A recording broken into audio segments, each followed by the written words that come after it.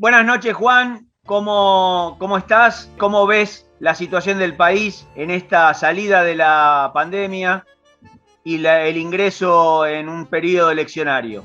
Buenas noches, Ricardo. Es un placer hablar con vos y llegar a toda tu audiencia. Y lo veo con una cierta luz de esperanza. No voy a decir una luz al final del túnel porque esa ya está quemada, esa presión, y para mal, digamos. Pero una cierta esperanza de que las cosas se están empezando a acomodar, el gobierno está poniendo lo suyo. Habrá, obviamente, como siempre, cosas que uno le podría pedir y que el gobierno no está haciendo, pero yo prefiero concentrarme en el medio vaso lleno y ver que el gobierno efectivamente le está encontrando la vuelta a algunas cosas. Estaría faltando algo central que normalmente en los problemas graves económicos de los países desarrollados y demás no es un problema importante como la inflación, pero en el caso de la Argentina, dado el nivel de pobres y de indigentes que tenemos, y dado que las empresas monopólicas, oligopólicas y formadoras de precios vienen cebadas con un Estado que jugó para ellos en 4 años de macrismo, si el gobierno nacional ahora o después de ganar las elecciones no le pone el cascabel al gato, vamos a tener un problema grave, aunque ahora en vez de 3%, este mes, cuando terminen de publicarlo, el mes que acaba de terminar, el INDEC diga que dio 2,8, ponele. Pero no mueve el amperímetro. O sea, acá el problema es que hay que volver a índice de inflación de entre el 1, 1,5 máximo.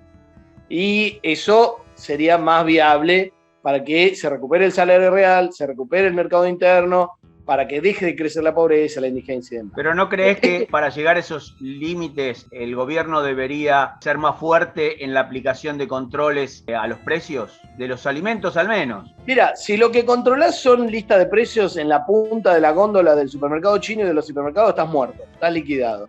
Porque ya perdiste la batalla. Cuando vos agarrás por la punta, ya perdiste la batalla. Entonces lo que tenés que hacer es patear el tablero y meterte en las empresas, mirarle todos los números, mirarle la ganancia. De alguna manera que ellos tengan la percepción de que la cosa cambió, de que la mano cambió y ya no se acabó la joda.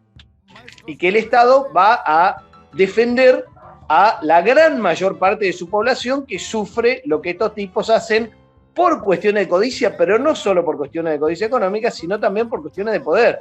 Cuando hablamos de los grandes formadores de precios en la Argentina, más allá de las empresas de servicios públicos privatizados que todos sabemos que son monopolios muy poderosos y discuten de igual a igual con el gobierno, cuando hablamos de los formadores de precios de los alimentos, hay pocas empresas nacionales e internacionales que definen el grueso de esos precios. Independientemente de que haya, entre comillas, competencia con algunas pymes, esas no definen precios.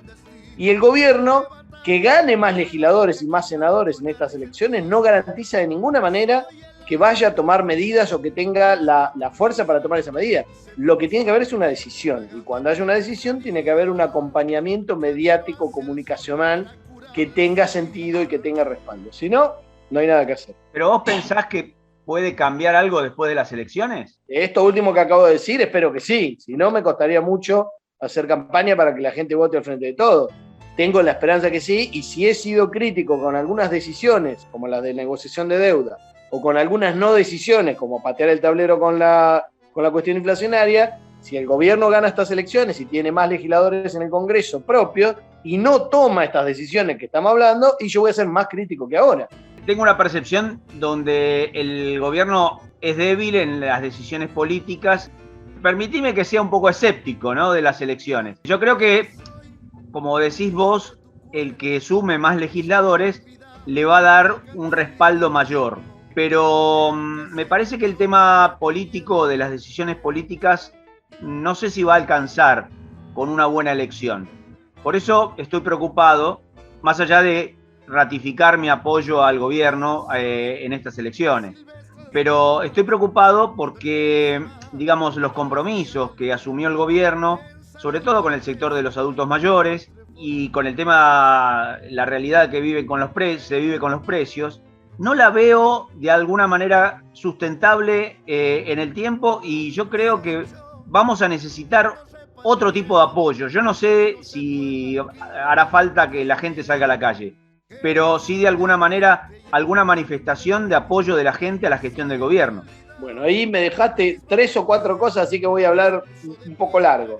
Primero, Dale. sí creo que es necesario que la gente en algún momento tenga la posibilidad de salir a apoyar al gobierno. Segundo, que el gobierno no genere debates, no exponga ideas, no plantee proyectos de país hacia los cuales ir y cómo, con desarrollo industrial, con desarrollo federal y demás. Si todo eso no es planteado, es difícil que la gente salga a la calle a apoyar ¿qué? Manotazo de ahogado, parche, difícil. Entonces, primera cosa que está faltando, el debate de un proyecto de país. Vemos la campaña y es patética en la oposición, pero también patética en el oficialismo, que sale a responderle las boludeces que plantea superficiales la oposición y que marca agenda de eso. Segundo tema, que coincido con vos, que gane 10, 15 legisladores más, entre senadores, diputados y demás, de ninguna manera garantiza que vayan a tomar las decisiones políticas que tienen que tomar. Eso, lo que es indispensable es un apoyo, pero no es condición suficiente, y lo otro, indispensable, son huevos o varios, depende de quién las tome, digamos. Para eso, nosotros vamos a estar ahí hinchando, y no somos los únicos, hay un montón de gente que está picando como el tábano para que no se duerman. Entonces, no es garantía de ninguna manera. Ahora, si pierden las elecciones por 10 puntos, y difícil que las decisiones que no tomaron hasta ahora, porque decían que no había correlación de fuerza, las puedan tomar. Ahí sí que la veo complicada. ¿Entendés? Pero es fundamental el debate y una política comunicacional del gobierno para decir qué es lo que hay enfrente y qué es lo que hay que tomar decisiones y demás, y construir la correlación de fuerza. Y un debate con el sindicalismo que vale la pena, con los movimientos sociales y con los cientos de miles de pymes que le importa al país.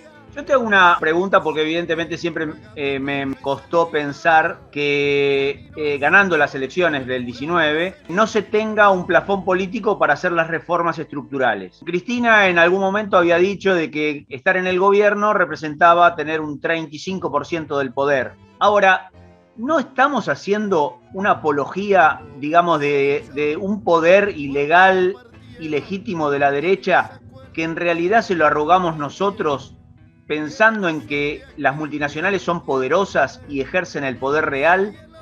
¿No sería mejor empezar a pensar que el poder real lo tiene la ciudadanía y empezar a pensar en otro sistema democrático que no sea delegar en la dirigencia política las decisiones de la gente? Porque, a ver, yo creo que la derecha le encontró la vuelta a la representación acotada en los políticos de la ciudadanía. El poder real lo tiene la ciudadanía, se lo otorga a una casta de políticos, y para la derecha es mucho más fácil corromper o presionar y estigmatizar y encarcelar a los dirigentes políticos que se rebelen, que no se corrompan, y entonces manejan la economía, el país, las decisiones como quieren ellos, con un coto de políticos afines por corrupción, y los que no adhieren a esa política los estigmatizás, los encarcelás, les generás procesos de lawfare y cocinás el poder, ahí sí el poder real. ¿No será momento de empezar a pensar en que la participación ciudadana tiene que ir más allá de delegar toda la representación en los políticos? Me fui, ¿eh? Si tu pregunta anterior era para responder largo, esta para responder en una conferencia. Porque vos mezclaste cosas que me encantan, cosas de sociología, que es la primera materia que acabo de rendir hace una semana en la carrera que estoy siguiendo, que es filosofía, temas de filosofía y temas de política. Entonces, mezclaste todo eso y estoy totalmente de acuerdo con vos. Ahora, mencionaste una palabra que es clave y que la estuve pensando ahora cuando estuve estudiando a Weber, Durkheim y otros sociólogos o padres de la sociología. Legitimidad.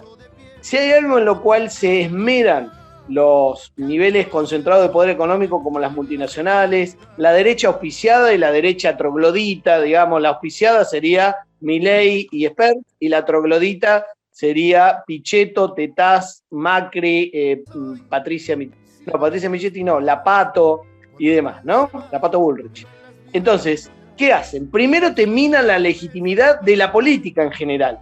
Incluso Milei te dice los políticos son todos chorros, corruptos, no sirven para nada, y ahora se está postulando para ser político, lo cual vos decís, pero qué locura esto, qué inconsistencia. Lo mismo Tetaz, que ha despotricado contra los políticos y ahora va a ser diputado seguramente, y yo no puedo creer que Milei y Tetaz vayan a estar en el Congreso, ¿no?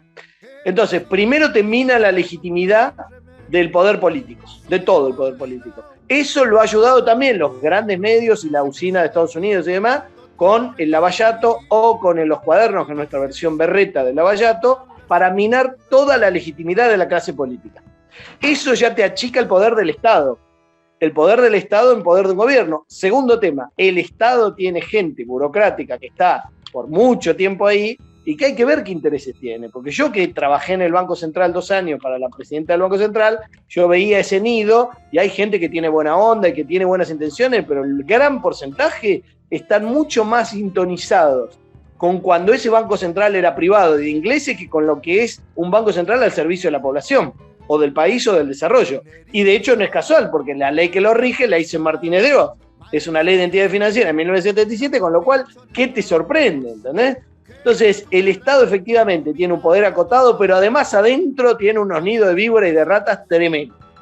Segundo tema, cuando vos no tenés un proyecto de país atrás del cual encolumnarte y lo debatís, que es lo que te decía en la pregunta anterior, es difícil que vos aúnes la potencia de los jugadores sociales que se supone que tienen poder. Las pymes, los movimientos sociales, la gente, los sindicalistas. Si vos lográs articular un debate donde todos esos están discutiendo y se ponen de acuerdo en algún proyecto de país, los juntás y capaz que en vez del 35% del poder tenés el 55 o el 60%. Pero como no lo haces, los tenés dispersos y a muchos tragándose la salida individual o haciendo la plancha o haciendo lo que pueden.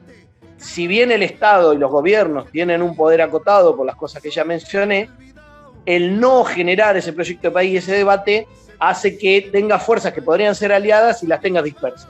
Y segundo, las multinacionales, cuando te minan al poder político, al Estado y todo eso y le llenan la cabeza a la gente, el poder no deja vacío. Cuando destruyen un sector que tenía poder o lo acorralan, como hicieron con el Lavallato, como hicieron con los cuadernos, lo que hacen es chupar poder los de arriba, nunca los de abajo. El poder que deja un pequeño vacío en una fracción de segundo lo chuparon de arriba, siempre. Entonces, decir que el pueblo tiene el poder es una cosa, una linda ilusión, pero en realidad el que tiene poder es el que lo sabe manejar efectivamente en el uso cotidiano y especialmente cuando tiene las herramientas de los medios de comunicación y de la cultura y demás. Ahora, si el gobierno al mismo tiempo le da pauta millonaria a los tipos que ayudan y trabajan para eso, y está mal horno, ¿no? Sí, realmente, y la pauta publicitaria justamente está en proporción al poder que tienen los medios. Cuanto más poder tienen, más pauta publicitaria tienen. Realmente es algo que no se entiende de la manera que lo que está no quiere decir que con eso te salves de que te peguen por golpe bajo, que le hagan cualquier tipo de operación pedorra o maléfica o inmunda al gobierno mismo que le da los cientos de millones de pesos, ¿entendés? Eso es la locura. ¿Qué opinión tenés de la utilización que se le va a dar a los derechos especiales de giro que ya ingresaron o que están a disposición? No sé si ingresaron, no sé si van a ingresar tampoco. En realidad esas cosas son todos asientos contables, no es que te mandan los dólares ni nada de eso, es un asiento contable y en este caso, como era de esperarse, como ya lo habían anticipado un par de veces, lo van a usar para pagarle al mismo fondo. Para decirle a la gente en criollo, el derecho especial de giro es guita que el fondo le está dando a todos los países en proporción a su aporte al Fondo Monetario, y esto lo van a usar para pagarle la deuda al fondo, los vencimientos que vienen ahora, hasta que se haga la firma del acuerdo de patear para adelante toda la deuda que nos dejó Macri de su aporte de campaña de 44.000 palos. Esto para mí está enmarcado en un acuerdo con Estados Unidos que para mí es inminente. Estados Unidos maneja 100% el FMI, la burocracia y los otros países están absolutamente pintados y estamos seguramente cerrando un acuerdo con Estados Unidos que implica el acuerdo con el FMI, 4 años de gracia, como están diciendo, o sea, que no pagues nada por 4 años y después 6 años más en los que empezás a pagar. Lo mismo se consiguió con los bonistas privados, lo mismo acaba de conseguir la provincia de Buenos Aires. Para mí hay un acuerdo con Estados Unidos que implica que uno de los 3 países latinoamericanos importantes, Argentina, los otros son México, Brasil, será un aliado de Estados Unidos. Carnal, no creo. Entregando todo por nada como Macri, tampoco. Pero pensar que los chinos nos pueden salvar y no nos van a pedir nada a cambio o nos van a regalar algo, también es bastante iluso. Y que tenemos potencia para cerrar con los chinos y cortarle el rostro a los yanquis sin que nos salga caro, también es bastante iluso, ¿no? Así que yo creo que eso es lo que se viene. Bueno, o sea que tenemos un panorama bastante complicado, la medida de que no podamos tener el manejo al menos interno de la economía respecto del precio, respecto de algunas variables, porque, digamos, la inflación, la única forma de bajarla es que los precios no suban. Los salarios todavía están retrasados respecto de los precios, con lo cual todavía tendríamos que esperar alguna recomposición salarial por encima de lo que vienen siendo los precios. Pero si no tenemos un control de precios va a ser muy difícil equilibrar la economía interna, ¿no? Por eso, si vos festejás un 2,8 de inflación, pero que sale por ninguna medida nueva, sino porque los leones tienen la panza llena y se cansaron de comer antílope y están haciendo la digestión, y no te quepa duda que de acá a las elecciones van a volver a cazarse un par de antílopes, a pegarle un saltito al dólar blue, al contado con liqui y demás. Entonces, si pensás que de esa manera vas a resolver el problema de la inflación, de la pobreza, de la indigencia y de la caída del salario real, estás equivocado. O sea que tiene que haber medidas de fondo que le paren el carro a los muchachos que definen cuántos pobres, cuántos indigentes y cuánto es el salario real en la Argentina. Y eso hasta ahora no ha pasado. Y va a tener que pasar, porque si no vamos a estar en problemas y vamos a seguir pateando ese problema para adelante, ¿no? Otra de las pesadas cargas que llevamos son los bancos con las LELIQs. ¿Vos de qué manera se podría salir de esa trampa, digamos? Porque evidentemente siguen renovándolas, la LELIQ con los jugosos intereses se está haciendo una bola que evidentemente yo no sé si el gobierno la va a poder manejar en adelante, ¿no? ¿Y cómo se sale de eso? Pero, claro, las LELIQ tienen que ver con dos cosas. Uno, lo que ya hablamos antes de la ley de entidades financieras de Martínez de Oz, que está intacta y que hace que el sistema financiero básicamente sea un parásito. Un parásito extorsivo, además. Segundo, un Banco Central que no tiene intención de pelearse porque la mayoría de los que están adentro del Banco Central juegan para ellos. Sean los de arriba, los de abajo, los del medio. Tercero, el tema de que cuando la inflación se mantenga en 2, 3, 4%, obviamente los inversores, la gente que tiene guita en los bancos, va a seguir pidiendo una tasa como mínimo del 30-40 anual.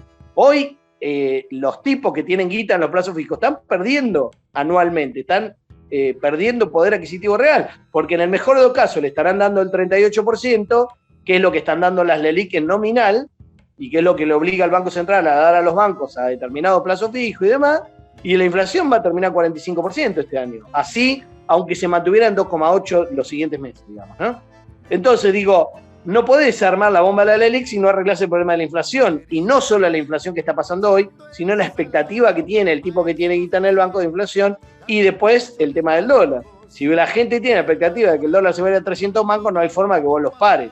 Si la gente piensa que ya domaste al dólar y que está bajo control y que la inflación la domaste, entonces van a aceptar que el banco le pague 20% de tasa de interés anual y podés bajar el bolonqui de la LELIQ, pero si no, es un pasamano. O sea que nos tenemos que sentar arriba de las elecciones, esperar que saque el Frente de Todos alguna diferencia interesante, y igual rezar para que, más allá de los legisladores que podamos ganar, se anime el gobierno a tomar decisiones importantes de reformas estructurales. Yo creo que por lo que el diagnóstico que estás haciendo es la única salida que tenemos, por lo menos en este año que se nos viene, digamos. Yo no he sido un católico practicante y acepto la gente que cree que el rezo es una forma de conseguir las cosas. Yo creo que más que rezar, lo que tenemos que hacer es picarlo como el tábano al gobierno permanentemente, con amor, pero picándolo para que haga lo que tenga que hacer. Yo y todos los que yo conozco que tienen realmente voluntad de apoyar a este gobierno, pero como digo a veces, ayudarlo a cuidarse de sí mismo. Lo de la inflación, lo de la ley de entidades financieras y un montón de otras cosas es fundamental para que el gobierno consiga cada vez más apoyo y no para que sobreviva. Claro, pero el tema es ¿cómo hacemos que el gobierno asuma ese rol de querer cambiar algo? La esperanza está en que las elecciones le den el marco para hacerlo. Si eso no es suficiente, como decíamos antes, es esperar que el gobierno se despierte, no sé, de qué otra manera. Hay que generar el debate que ellos no están dando. Y si no están dando el debate porque los cuadros técnico-políticos que tienen en los ministerios no están a la altura, y tendrán que cambiar el gabinete. Porque para dar un debate tenés que estar preparado política y técnicamente. Políticamente tenés que estar a la altura para saber qué estás discutiendo en un marco integral, y técnicamente para proponer soluciones, para proponer escenarios, digamos. Lo único, digamos, que tiene que hacer un ministro de Economía no es solamente llevar adelante las órdenes que le da el poder político, y para eso está, sino también proponer escenarios, que es lo que supone que el poder político no puede, no sabe construir. escenarios técnicos, digamos. Pero también tiene que tener visión política para debatir con las fuerzas sociales y económicas cuáles son los pros y los contras y las dificultades de cada escenario y resolverlo. Pero bueno, si ellos no dan el debate o no lo plantean, si el cuadro ministerial, secretario, subsecretario no está a la altura, lo tendremos que dar de los medios y de los demás circuitos, digamos, donde circulan las ideas, las propuestas y el debate, ¿no? Bueno, Juan, se nos acabó el programa. Vamos a seguir apoyando al gobierno en forma crítica y reclamándole todo lo que falta. Evidentemente, yo espero que, igual nos vamos a ver antes, pero espero que en estas elecciones le vaya bien al gobierno para, evidentemente, poder avanzar en las reformas estructurales pendientes. La pandemia ya está terminando, o al menos estamos saliendo con la vacunación, así que yo espero que el gobierno asuma el rol de las reformas estructurales faltantes. Sí, yo voy a seguir apoyando muy fuerte al Frente de Todos. Para mí, en la oferta electoral está lejos, por lejos es el mejor. No están los candidatos que yo quisiera, pero los candidatos que están representan la apuesta que hace el gobierno y seguiremos pinchándolo. No sería muy exitista con el tema de la pandemia, sí con la baja de las muertes. Lo que va a bajar sustancialmente son las muertes y las internaciones. Pero el virus va a seguir dando vuelta por un rato largo porque tengo amigos en Europa que ya me cuentan de la sexta ola y demás. Entonces, digo, va a seguir acá, pero complicando mucho menos y matando muy poquito. Entonces, es hora de que nos concentremos en resolver ahora sí hacia dónde va a ir la Argentina en los próximos 10 años. Si no hacemos eso, estamos en problemas, y si escuchamos canto de sirena, vendedores de espejitos de colores o delincuentes y mercenarios auspiciados, que es la gran mayor parte de los que están de candidato a la oposición, entonces estamos al horno, ¿no? Gracias, Juan, y nos vemos la próxima. Abrazo inmenso, hasta la próxima.